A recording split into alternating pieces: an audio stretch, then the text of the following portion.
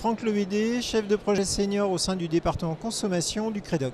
En matière de dépenses, la Silver Economy pèse de plus en plus dans les dépenses des ménages, puisqu'en fait, on est aujourd'hui à 54% des dépenses qui sont réalisées par les plus de 50 ans, alors que on avait simplement une quarantaine de pourcents il y a une quinzaine d'années. Donc vous voyez que la part des dépenses des seniors dans l'ensemble de la consommation est très très forte.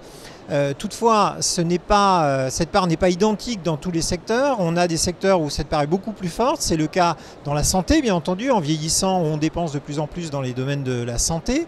Dans le domaine du logement également, arrivé à la retraite, on équipe son logement, on transforme la chambre de ses enfants en bureau, on refait sa salle de bain, on refait des travaux sur la toiture, tant qu'on peut encore les financer.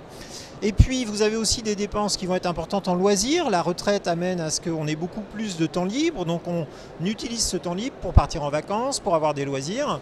Autre secteur dans lequel les dépenses sont plus importantes, c'est l'alimentation, parce qu'en fait on a des seniors qui générationnellement ont toujours dépensé plus que les jeunes générations, donc ils ont une part plus importante quand ils avaient 20 ans dédiés à l'alimentaire que ce que font les jeunes aujourd'hui. Et bien ils continuent à avoir une part plus importante de leurs dépenses alimentaires par rapport aux plus jeunes.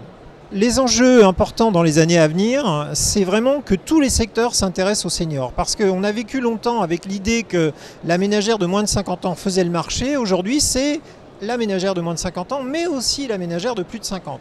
Donc tous les marchés vont être impactés par cette croissance démographique du nombre de seniors dans la population, et puis vont être aussi impactés par le fait que l'économie reprenant très très faiblement sur les années à venir, eh bien ceux qui vont avoir leur pouvoir d'achat le moins attaqué, ce sont les plus âgés, donc leur part dans les dépenses de consommation vont être encore plus fortes et vont permettre d'avoir des croissances à un chiffre, voire à 2 chiffres, ce qu'on ne connaîtra pas avec les plus jeunes.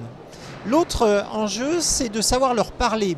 Et là, il y a un élément fondamental, c'est que si vous leur dites « vous êtes vieux, vous êtes malade, vous avez besoin de tel produit », vous voyez très bien que ça ne peut pas marcher. Il faut être sur des valeurs d'usage, leur dire « vous avez besoin de vous déplacer, eh bien nous avons des solutions qui facilitent le déplacement ».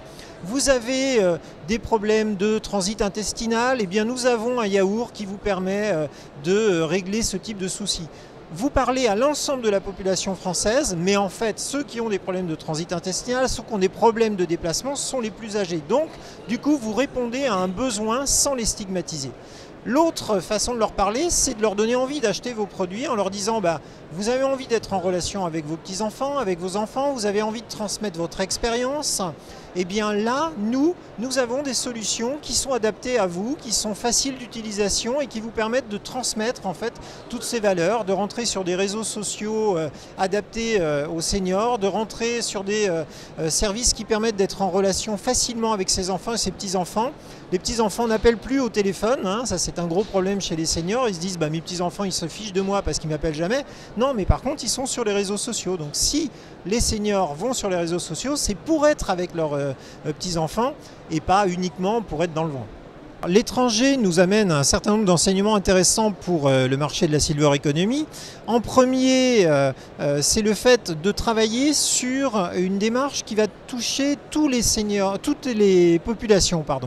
On va s'intéresser à la fois aux plus jeunes, puis on va suivre ces consommateurs tout au long de leur vie, parce qu'ils sont différents dans leurs besoins à 20 ans, à 30 ans, à 40 ans, puis ensuite quand on rentre dans l'âge d'être senior, à 50, 60 et 70. Et si on les a accompagnés avant qu'ils deviennent seniors, ce sera tout naturel qu'ils acceptent qu'on les accompagne dans ce processus de vieillissement qui se met en œuvre.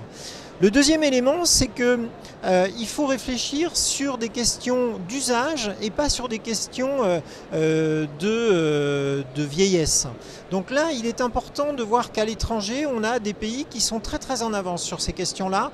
Je pense notamment à la Corée qui a réfléchi la totalité de sa stratégie industrielle à destination des seniors sur cette notion d'usage, en donnant la possibilité aux entreprises d'aller dans des laboratoires dédiés en fait à la prise en compte du vieillissement. Donc vous arrivez avec vos produits, vous voyez comment les seniors se développent, utilisent ces produits, et ensuite ils ont imposé aussi en termes de réglementation un certain nombre de choses qui sont liées aux conséquences du vieillissement dans la vie. Donc là ils vont vous permettre par exemple d'imposer que vos produits aient des caractères d'une certaine taille sur les emballages, d'imposer qu'il y ait des poignées systématiquement sur les produits pour pouvoir les prendre.